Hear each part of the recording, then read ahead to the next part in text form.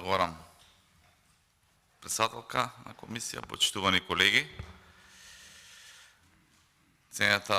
македонска јавност, ова е комисија, ова е седница, еклатантен пример за она како не треба. И се надевам искрено во интерес на државата дека овој ваков начин на избор на уставни суди нема да влезе во овој скрининг што треба да го започне Европската комисија, затоа што дебело разочарувачки ќе изгледа ова. Сакам да зборувам за европски вредности и за жал како основна вредност диалогот помеѓу власта и опозицијата го нема во оваа комисија, иако на почетокот на расправата имавме одреден диалог, сега пратениците од власта молчат, можеби разубедени од аргументите и нема што друго да кажат, а можеби и така им е наредено. Но она што беше добро е што на почетокот имавме дебата и заеднички се сложивме дека ваквиот начин на избор на уставни суди не е добар. И ова беше уште пред неколку месеци пред одморите. И една власт која што себе си се декларира за проевропска и која што ги почитува европските вредности, после една таква заедничка констатација требаше да премине кон акција, кон диалог, кон разговор со опозицијата, со сите чинители во општеството, со професијата, за да се изнајде законско решение кое што ќе утврди базични и основни критериуми како ќе се избарат уставните судии во Република Македонија и кои критериуми треба истите да ги задоволуваат. Затоа што од кандидатите кои што ги предложи власта, очигледно е дека критериуми нема. Второ, доколку нели за ваква една постапка е потребно подолго време, една проевропска власт, една проевропска влада која што почитува европски вредности, ќе седнеше со опозицијата и ќе договореше кандидати кои што ќе бидат гордост и за опозицијата, и за власта, и за цела Република Македонија, ќе имаше со што да се пофалат и во домашната, и во меѓународната јавност. Меѓутоа, доколку тоа го направеа, ќе повторам како европска вредност, немаше да може ниту Тања Васич, ниту Јолевски да бидат наградени за она што претходно го сработеле за СДСМ и ДУИ и нормално да бидат во наредните 9 години мандат послушници на она што ќе го побараат СДСМ и ДУИ. И тука е суштината на проблемот со ваквиот начин на избор. Уставните судии ги користите за задоволување на личните и теснопартиските интереси. И пример за ова е и самиот историјат како дојдовме до ова, да се бират овие уставни суди, затоа што најпрвин на еден ист ваков неевропски, нетранспарентен и недемократски начин беше избрана Добрила Кацарска да биде уставен судија, откако дебело од работа за СДСМ, откако стави во затвор луѓе неосновано по стотици години робија за дело кое што апсолутно никој не може да го квалификува како такво и влезе во светската научна јавност како судија негативен пример како не се води еден судски процес. Меѓутоа, долгот на СДСМ беше огромен и мораше да се врати на Кацарска, која што откако беше избрана за судија, уставен судија, експресно беше избрана и за председател на Уставниот суд, па потоа верувам јавноста се сеќава и дека истата имаше одредени преписки, писма со председателот на собранието за да се изберат уставни судии. Истата изразуваше загриженост во функционирањето на Уставниот суд и се сеќавате, тоа беше пред многу месеци претходно.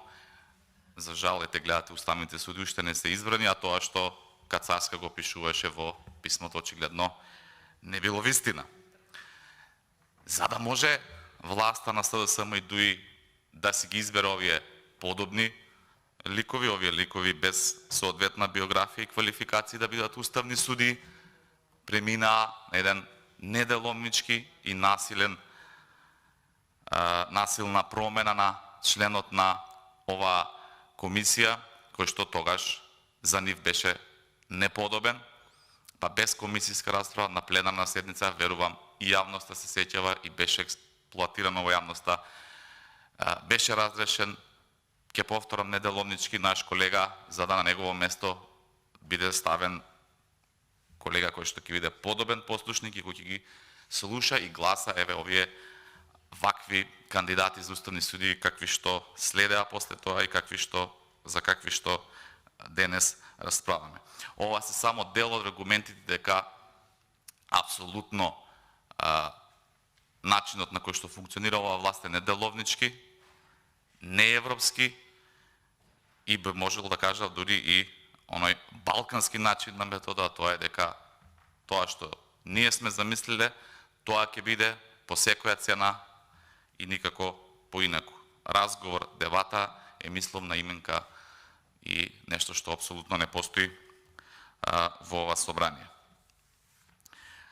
Кацарска апсолутно беше ниту морално пред се, ниту стручно соодветна да биде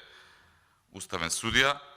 но нормално незината номинација е само благодарност и одолжување од страна на Заев кон незиното Трас Луи Витон судство поради извршувањето на неговите нарачки и болументата околу него. Синоним за Кацарска е неправда, а незиниот влез во Уставниот суд значи дека Заев и таа болумента околу него во наредните 9 години ќе го раководат Уставниот суд, дополнително со кандидатите кои што ниту ги бранат колегите од СДСМ, а дефинитивно се решени да ги изгласаат по наредба на Заев и на врхушката околу него во СДСМ.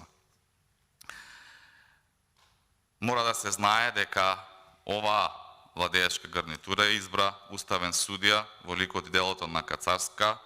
на кој што, замислете, токму тој уставен суд и поништил одлука.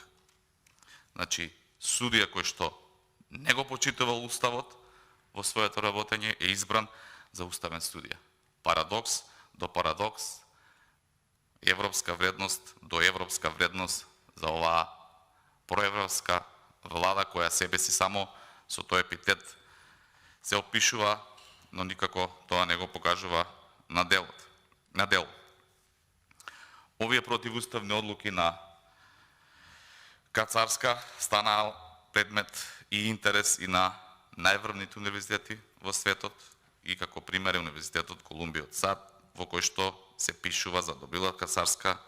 како судија кој прекршил устав и Европска конвенција на човекови права.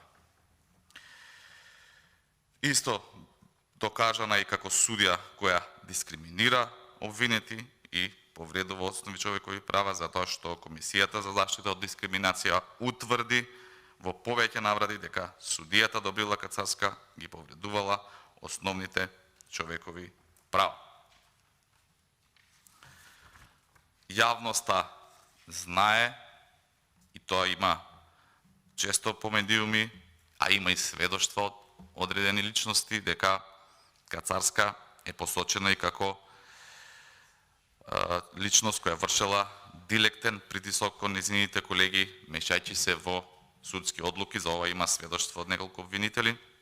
меѓу нив една доста позната обвинителка и доста актуелна во моментов. Судија кој врши притисок кон колеги, како Кацарска, би требало кривично да одговара во една нормална европска правна држава, а не да биде унапредена во уставен судија и потоа експресно во председател на Уставен суд. Кацарска им верува на заколнати криминалци за да суди на политички противници на СДСМ. Во својата пресуда со која на 211 години затвор осуди луѓе за измислено дело тероризам, ја темелеше на искази на еден докажан криминалец и лажен сведок на суд. Таков лик, таков судија денеска преседава со овој уставен суд за кој што бираме уште 3 членови по предлог на власта. Во кулуарите, па дури во јавноста, се знае пресудите кои ќе се носат уште пред да започне со судењето Кацарска, затоа што на судечките совети им давала напишани пресуди со закани по останатите членови доколку не ги потпишат. И она за која што таа самата за себе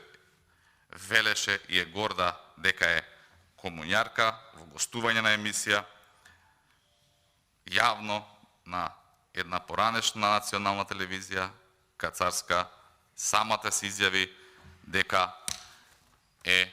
комуњарка и дека важела за комуњарка, и тоа е главниот аргумент зошто она е избрана и за уставен судија и за председател на уставен суд. Но ваквото напредување во општество, не само во сферата на правосудството, туку генерално во сите сфери во општеството, блискоста со политичката партија на власт, одработувањето за политичката партија на власт, се еден од клучните аргументи зошто оваа држава владее неправда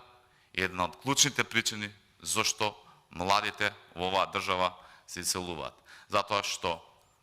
ако си едуциран, ако си паметен, ако се трудиш, ако си интелигентен, нема да успееш во оваа држава доколку позади тебе не застане политичката партија на власт и џабе ти е целиот животен труд доколку не одработиш нешто матно во интерес на ова политичко дуо од СДСМ и ДУИ на власт. За разлика од ваквите ликови, како Кацарска, која што беше избрана за уставен суд и председател на уставен суд, за разлика од ваквите кандидати, како Васич, како Јолевски, кои што ги предлагаат пратениците на СДСМ, имаме и неколку биографии кои што за жал нема да бидат поддржани од СДСМ, кои што двојат од ова нивно сивил. И намерно власта не дозволи сите овие кандидати кои што се предложени, без разлика од која политичка партија, да дојдат овдека и да елаборираат својата кандидатура, начинот на кој што ќе функционираат и да одговараат на прашањата на претениците, како би можеле сите да додеме до вистинската слика за кандидатите, затоа што од една страна имаме луѓе анонимуси во правото и послушници на СДСМ, од друга страна имаме луѓе со квалитетни биографии, како што беше биографијата на професор доктор Родна Живковска, која што ја одбивте, како што е биографијата на професор доктор Витларов, кој што моментално го дебатираме и кој што за жал одна признаеме дека ќе го одбиете. Почитуваниот Витларов е доктор на правни науки со докторска дизертација на тема казано правна заштита од корупција. Во своето богато CV господинот Витларов бил основен јавен обвинител во Штип, бил виш јавен обвинител во Штип во неколку наврати, член на Советот на јавните обвинители на Република Македонија, од редот на јавните обвинители, бил повторно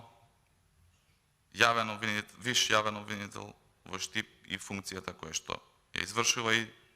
до ден денес со академски бекграунд, позади седе завршени магистерски и докторски студии. Почитуваниот Витларов е избран и за насловен доцент, а подоцна и за насловен вонреден професор на катедрата за казнено право во Универзитетот Гоце Делчев во Штип, каде што и држи настава по предметно казнено право. Во својата долгогодишна кариера бил председател на Сдруженијето на јавните обвинители во Македонија, член на извршниот одбор на Сдруженијето на казнено право и криминологија и претседател на собранието на ова сдружение. Во својата работа бил и член на евалуациониот тим на Република Македонија во групата на земји членки на Советот на Европа во борбата против корупција ГРЕКО, активно вклучени во повеќе работни групи во Министерството за правда за изготвување на измени и дополнување на кривичниот закони, Законот за кривична постапка, Законот за јавно обвинителство, Законот за Советот на јавни обвинители и така напонаму. Почитуваниот Ветларов е и на листата на ОСЦЕ на домашни експерти од областа на казнено право. Вклучен е во Академијата за обука на суди и обвинители како постојан едукатор во истата академија и на почетната и на континуираната обука. Едно импозантно CV позади себе, со повеќе научни трудови, со повеќе општествени активности, сето тоа го двои Ветларов како истакнат правник кој што доследно, пред се професионално и квалитетно би ја извршувал функцијата член на Уставен суд, меѓутоа она што му недостасува, согласно принципите на ова владеечко мнозинство, е послушноста и поданичкиот однос кон СДСМ, за да нормално добие нивна поддршка. Една ваква биографија да отфрлиш, а да избереш една штура биографија на чиновник административен во Министерство како онаа на Васич, навистина не можам да разберам зошто е тоа така и навистина очекувам дека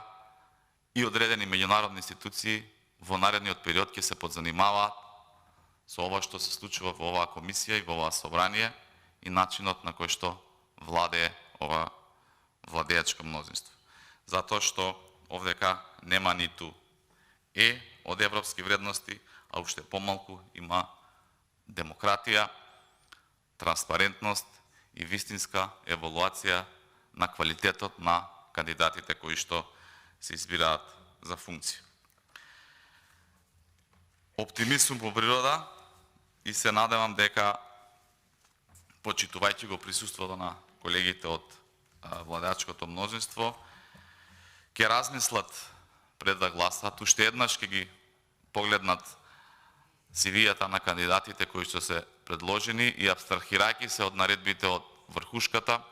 ќе го донесат правилниот избор за Република Македонија, затоа што верувам дека се свесни, дека гласаат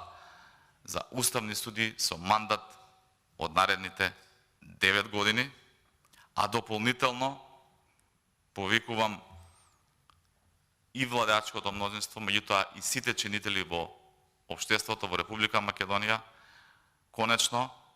да се седне, да се воспостави диалог и да се донесе соодветен закон во кој ќе се уредат критериумите за избор на уставни судии, затоа што дефинитивно сите ќе се сложиме, некои јавно, некои во себе, дека вака веќе не оди. Ви благодарам.